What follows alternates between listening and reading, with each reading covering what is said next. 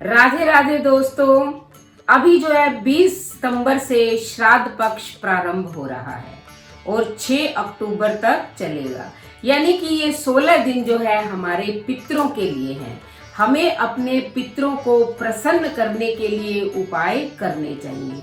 उसके लिए मैंने अलग से वीडियो बनाई है, क्या क्या उपाय करने चाहिए।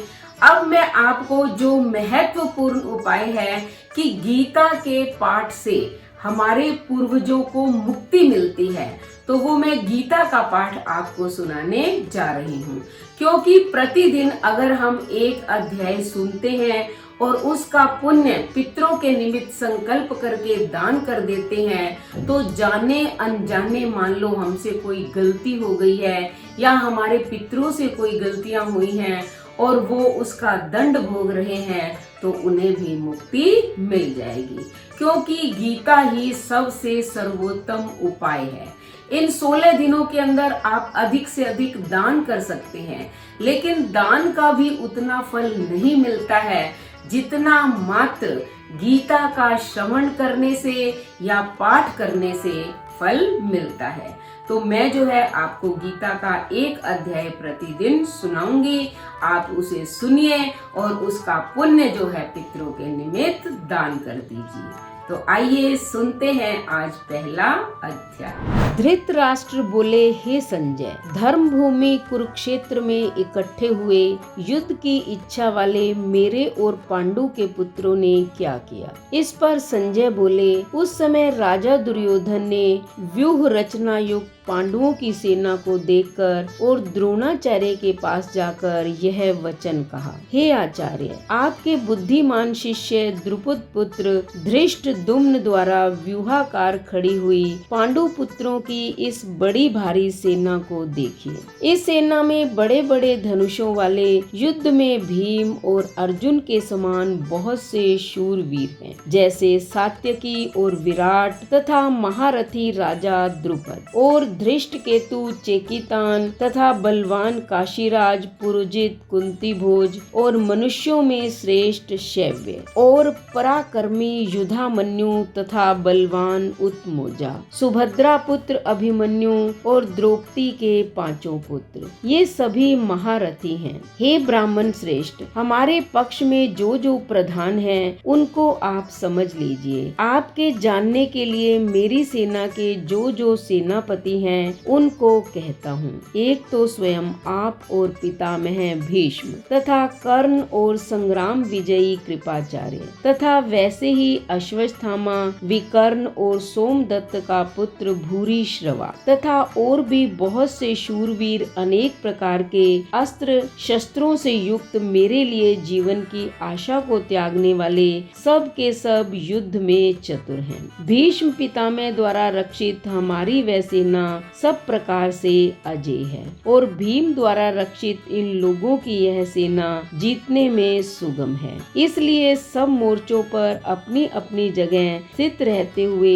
आप लोग सब के सब ही निस्संदेह भीष्म पितामह की ही सब ओर से रक्षा करें। इस प्रकार द्रोणाचार्य से कहते हुए दुर्योधन के वचनों को सुनकर कौरवों में वृद्ध बड़े प्रतापी पितामह भीष्म ने उस दुर्योधन के हृदय में हर्ष उत्पन्न करते हुए उच्च स्वर से सिंह की नाद के समान गर्ज कर शंख बजाया। उसके उपरांत शंख और नगाड़े तथा ढोल मृदंग और नरसिंह आदि बाजे एक साथ ही बजे। उनका वह शब्द बड़ा भयंकर हुआ। उसके अनंतर सफेद घोड़ों से युक्त उत्तम रथ में बैठे हुए श्री कृष्ण महाराज और अर्जुन ने भी अलौकिक शंख बजाए। उनमें श्री कृष्ण महाराज ने पांचजन्य नामक शंख, अर्जुन ने देवदत्त नामक शंख बजाया। भयानक कर्म करने वाले भीमसेन ने पौंड्र नामक महाशंख बजाया। कुंती पुत्र राजा युधिष्ठिर ने अनंत विजय नामक शंख और नकुल तथा सहदेव ने सुघोष और मणि पुष्पक नाम वाले शंख बजाए।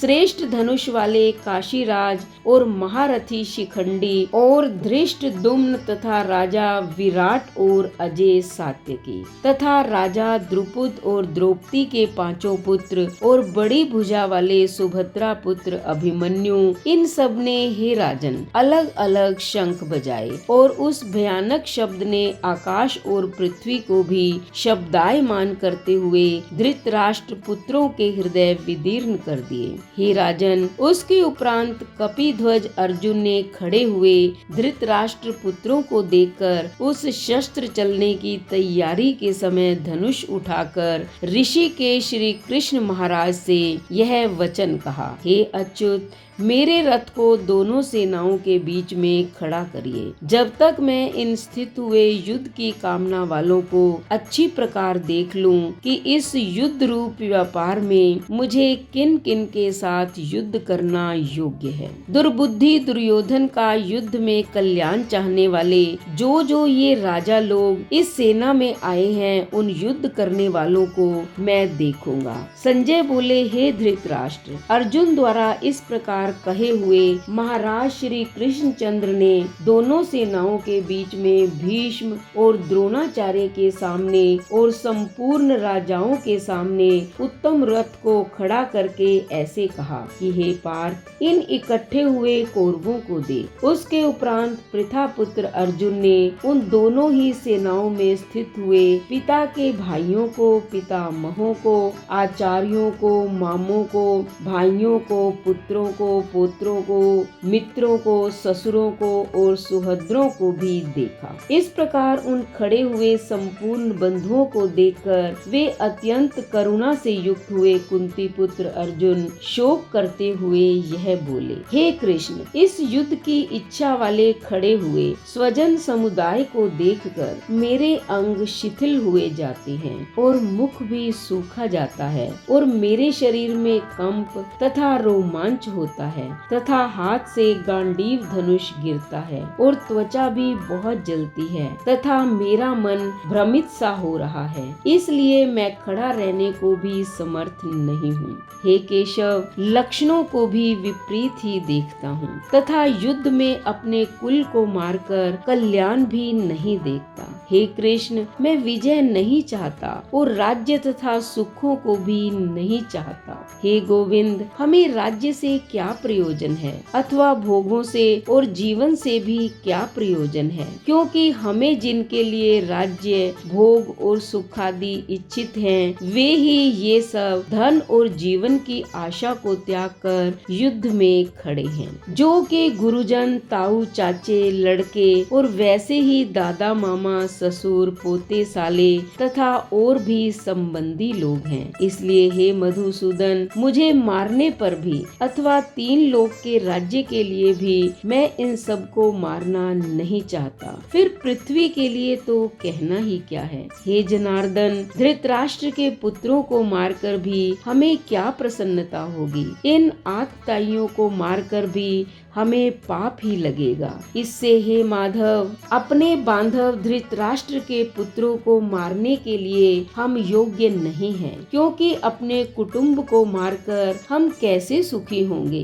यद्यपि लोभ से भ्रष्ट चित्त हुए ये लोग कुल के नाशकृत दोष को और मित्रों के साथ विरोध करने में पाप को नहीं देखते हैं, परंतु हे जनार्दन, कुल के नाश करने से होते हुए दोष को जानने वाले हम लोगों को इस पाप से हटने के लिए क्यों नहीं विचार करना चाहिए, क्योंकि कुल के नाश होने से सनातन कुल धर्म नष्ट हो जाते हैं। धर्म के नाश होने से संपूर्ण कुल को पाप भी बहुत दबा लेता है तथा हे कृष्ण, पाप के अधिक बढ़ जाने से कुल की स्त्रियां दूषित हो जाती हैं और हे वाशिर ने स्त्रियों के दूषित होने पर वर्ण संकर उत्पन्न होता है और वह वर्ण संकर कुल घातियों को और कुल को नरक में ले जाने के लिए ही होता है। लोप हुई पिंड और जल की क्रिया वाले इनके पितर लोग भी गिर जाते हैं और इन वर्ण संकर कारक दोषों से